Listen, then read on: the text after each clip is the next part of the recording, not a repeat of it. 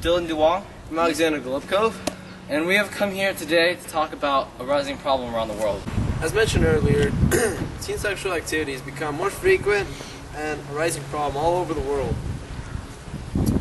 There was this one girl, so we found an article. It was about this one girl. She was 15 years old, and she fell in love with a really nice, handsome guy, and she lived in a safe environment, like this one right here. And she was a good girl, right? She wouldn't do anything bad. She was a straight-A student, yet she found that she needed to express herself more and was involved in sexual intercourse. A month later, she found out she became pregnant. She got an abortion. So she called it off with the guy and she moved on. Lesson learned, right? No. She became sexually active once again when she was 16. She met another guy that thought was the one, and once again was involved in sexual intercourse,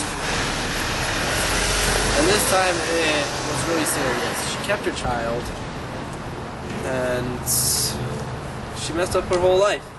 Goals gone, friends gone, her scholarship, hopes, everything gone, and just this one decision affected her whole life. You don't want that to be you. Make right decisions.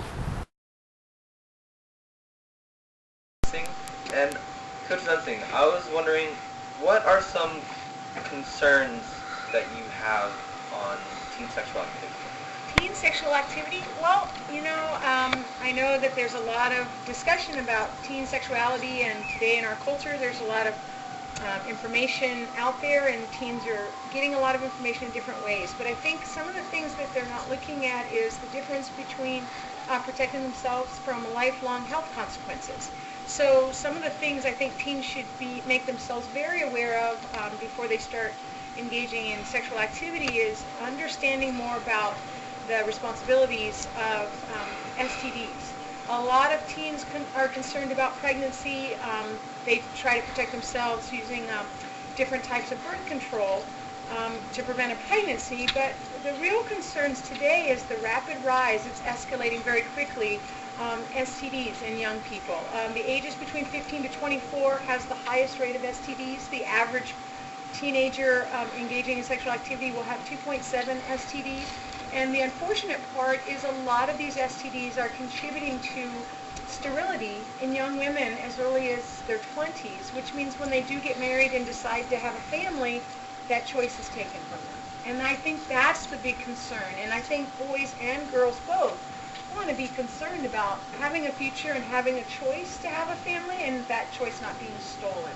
So I really think they need to be a little bit more informed about STDs, how to protect themselves, and they really need to limit that exposure as much as possible. So that's my thoughts on teen sexuality. Thank you. I think teens should lean towards practicing abstinence. Oh, absolutely. It's the safest way to protect themselves. It's also a wonderful way for them to build all those other relationship skills that they're going to need for a really healthy, loving relationship in the long run.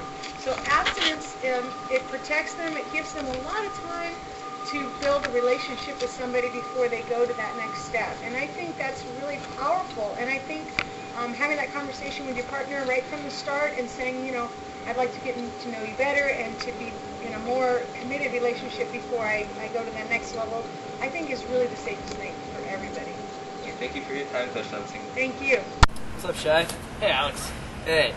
So yeah, I was wondering, what is your take on teen sexual activity? That teen sexual activity is perfectly fine and normal and a very natural thing. Can you tell us why? Because I find no issue with it, and it has been the standards that we imposed on society today have been just artificially created because of religious stigma during past centuries.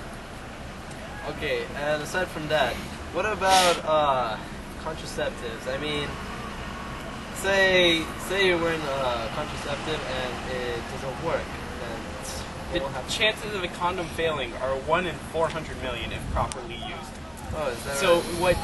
what should be done in schools is sex education to teach them how to properly use it so that they don't get pregnant, rather than instructing them on abstinence and having kids disobey the rules, which they obviously will, because we know teenagers don't care what the adults say. So we should be educating them instead of telling them not to do it, the natural proper thing. Wouldn't teaching them to use contraceptives only increase the numbers of sexual active teens?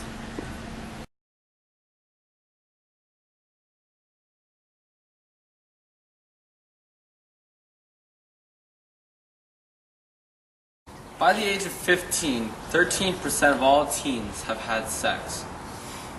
By their 19th birthday, 7 in 10 teens have had premarital sex. That's a lot. Teens have sex because they believe that will bring them closer together and they'll be able to express themselves more efficiently.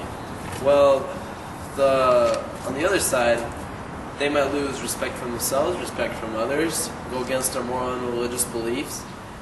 And one way to prevent this is the practice of abstinence. It's free, it's healthy, 100% guarantee from any infections or diseases, no unplanned pregnancies. That way you can focus on school, work, extracurricular activities, and anything else. But the negative side to that is that sometimes when teens practice abstinence for a very long time, they feel the need for sexual activity, which can sometimes lead to other problems.